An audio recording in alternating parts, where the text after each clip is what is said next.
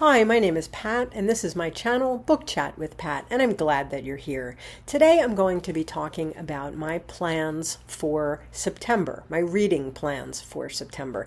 There are so many wonderful events taking place, and of course, I want to participate in all of them. And I've picked several that I'm going to try to participate in to the degree that I am able. I do have the Ireland trip coming up right in the middle of September, and I'm not expecting that I'm going to be getting a great deal of reading done during those days, but this is my plan, at least for the days before and after the trip, and maybe a little bit of it will take place while I'm away as well.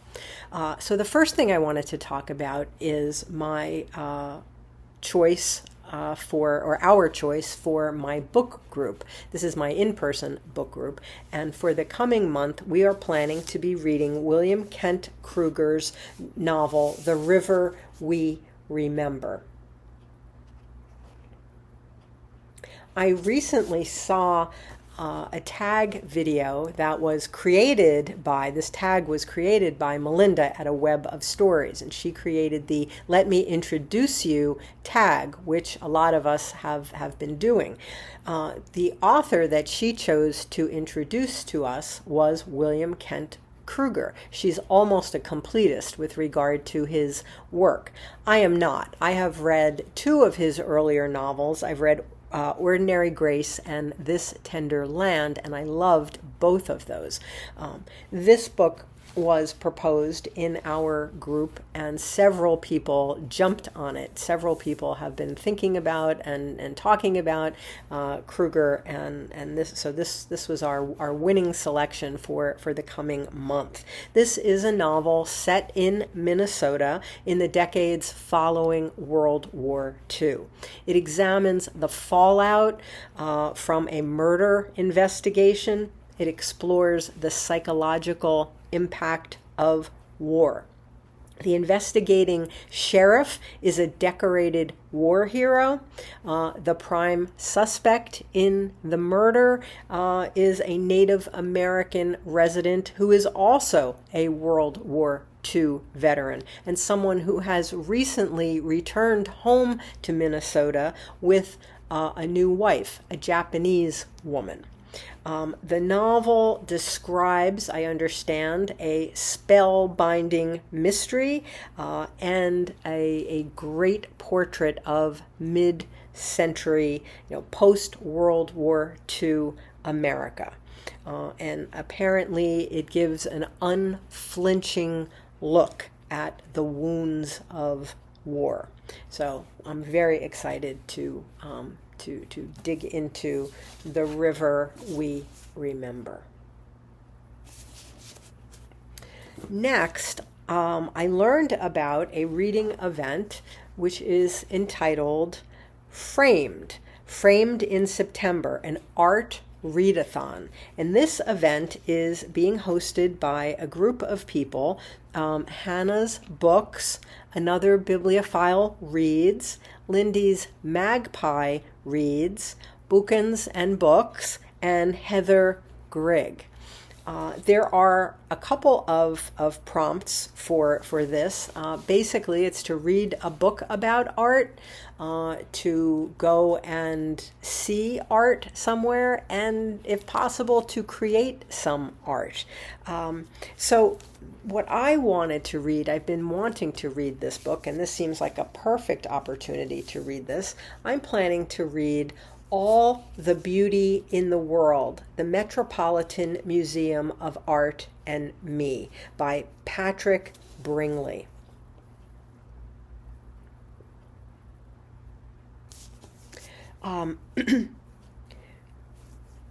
This is really a memoir of Bringley's about decade-long career working as a guard for the Metropolitan Museum of Art.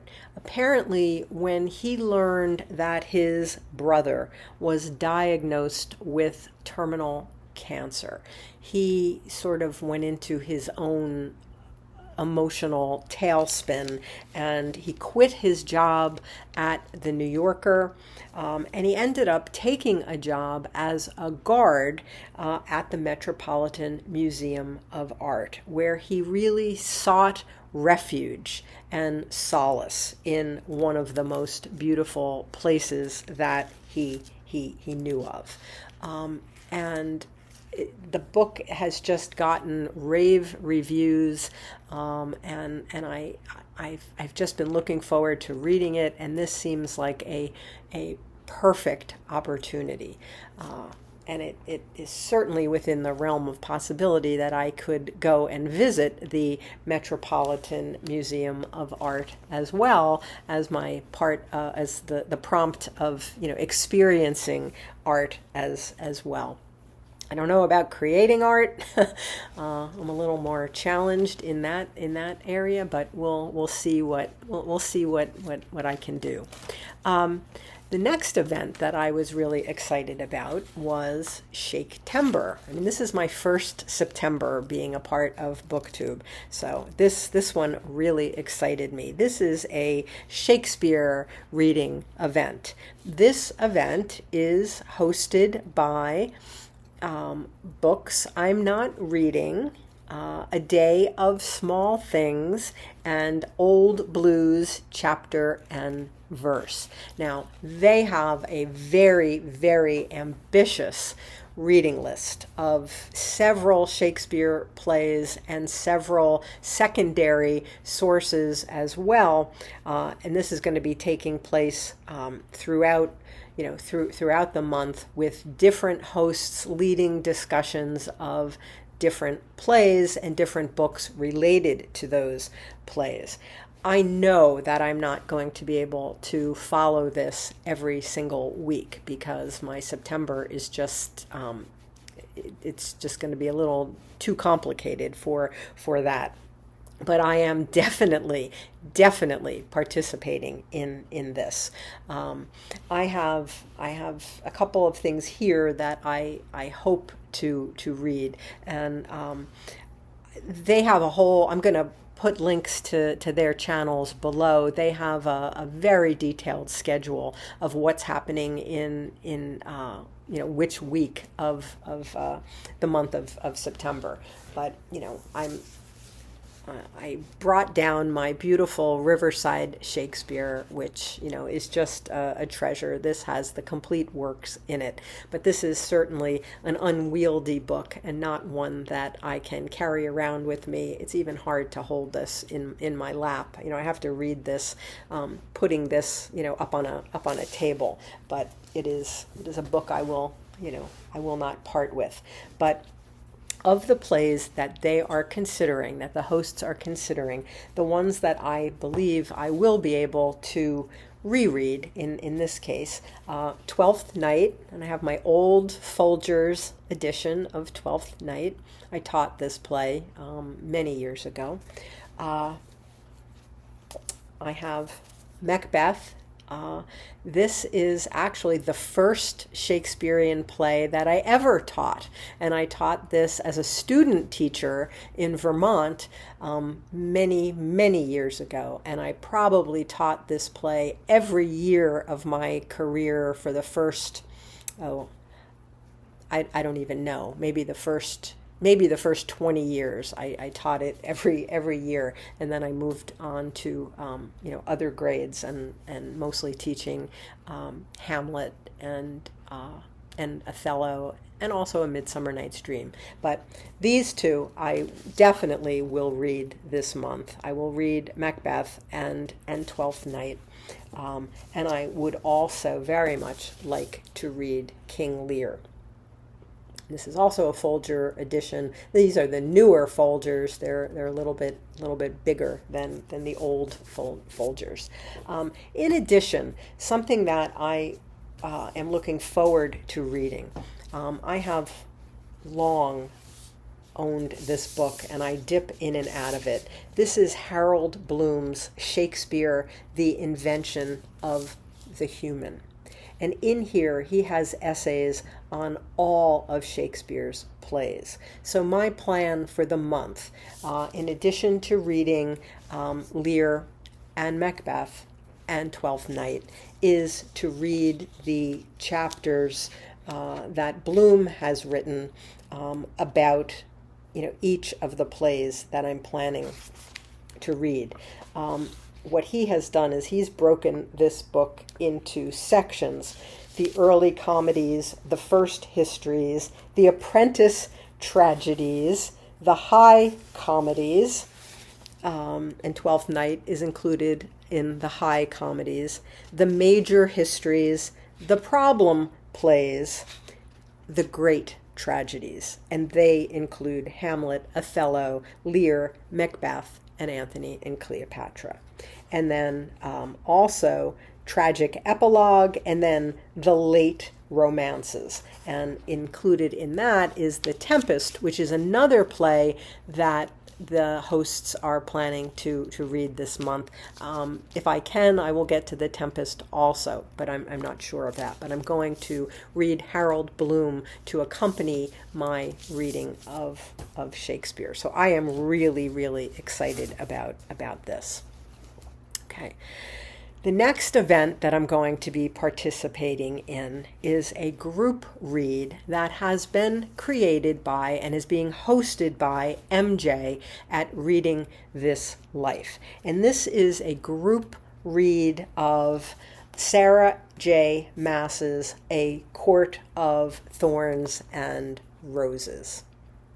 And to accompany our group read, MJ also designed these t-shirts, Reading Rebels Read Banned Books. Let's see if I can show the whole thing. Reading Rebels Read Banned Books. And all of the proceeds from this fundraiser, because many of us have bought these t-shirts, you're going to be seeing them around. The proceeds from this sale will be donated to the American Library Association, which is, of course, one of the organizations that is being attacked by these book bannings. And I don't know what the last count was, but MJ is giving us almost daily updates as to how much money she's made so far for this donation. So, A Court of Thorns and Roses. This is the first book in a rather large series of a genre that I guess is called romantasy. This is probably not a book that normally would have been on my radar. This is not a genre that I normally read. I don't know if I've ever read a romantasy, but I am incensed that these books are being challenged. I am enraged that the state of Utah has issued a statewide ban of 13 books by 7 authors, and Sarah J. Maas is one of them. Judy Bloom is another. I am enraged that the state of Utah has said that these books, 13 books by 7 authors, cannot be in any libraries and it cannot be in any schools or school libraries throughout the entire state of Utah. Many of you know that MJ created the Read 24 in 2024 Banned Book Challenge at the beginning of this year, and I have been actively participating in that. I have completed 20 banned books, and A Court of Thorns and Roses is my 21st book in the 24 book challenge. I have been sort of horrified not only by the book banning, but also by the number of people who are into this sort of shaming of people who want to read Sarah J. Maas. And I'm going to put a link in my notes below to an excellent video that Olly at Criminally did exactly on this topic, and specifically about the importance of books like this, and what's happening with people shaming other people for reading romantasy. One of the things that is very apparent to those of us who have been reading around in banned books all year is that the books that are getting challenged are books by or about gay, lesbian, trans people, sometimes youth, sometimes young people finding their way. They are books about people of color. And there are a lot of books that are by women authors that are directed toward young women, adolescent girls and young women. I don't think that's an accident. And so I think because these people are being so targeted, I think those of us who are interested in this topic, I think this has just given people impetus to read, to buy these books and to read them. I may never read this entire series, but I absolutely will stand up for its right to exist and to be available to anyone who wants to read it. Okay. And I'm going to put links to all of these videos in the notes below. Okay, I'm going to get off my soapbox now. The next event that I'm going to be participating in is Shorty September.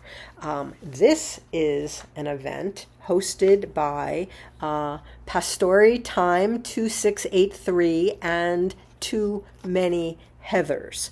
I think the goal here is to read short fiction, which can be short stories, books of poetry, novellas, and short novels, 200 pages or less. So they have a whole bunch of really wonderful prompts, and I'm not going to try to do those. I tend to set myself up for failure when I try to do those, but I am going to be reading a lot of short works, and a few of the things that I'm hoping to do I'd like to describe now. My good friend Angelia at Read and Reread has been doing this wonderful corresponding event for Shorty September, where she reads a short story every day for each of the 30 days of September, and she has posted a list, which I will also try to link below. I am going to be reading several of the stories that Angelia has selected for each day. So I'm going to be joining in where I can on Angelia's list. I also have been reading and will continue to read Irish short stories in preparation for my trip. And I did another whole video on all of the reading I've done over the last 18 months of Irish literature in anticipation of this trip. But right now I'm focusing on short fiction. And I have two books that I'm reading from. One is on my Kindle, and that's a collection of William Trevor's stories, and this is the Oxford Book of Irish Short Stories, edited by William Trevor, and this has a little bit of everybody in here. This is Ireland short stories going back to the 1700s, working all the way into the turn of the 20th century into the 21st century. So I'm going to continue my Irish short reading. I'm also going to read another short banned book, and that is Sandra Cisneros' The House on Mango Street. And this will be my 22nd book in the Read 24 in 2024 banned book challenge. And I have been reading, and I've been talking about this in a couple of videos, I've been reading the fiction of Ursula K. Le Guin, having just really been introduced to her.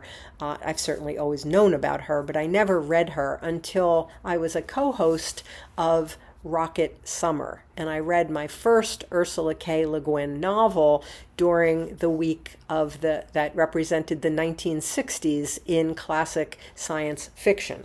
And I read then Rocannon's World. I am right now reading The Left Hand of Darkness, which is in this volume. And after that, I plan to read The Lathe of Heaven, and this is also in a Library of America volume. These are 5 standalone novels that are not part of series, and I'm planning to read my way through this as well. But The Lathe of Heaven is the one I'm planning to read in September. Then just a couple of other short works that I hope to read. This is one that you've heard lots about on BookTube over the last year or so. This is Eva Baltasar's Boulder, translated by Julia Sanchez, and this was shortlisted for the International Booker Prize in 2023.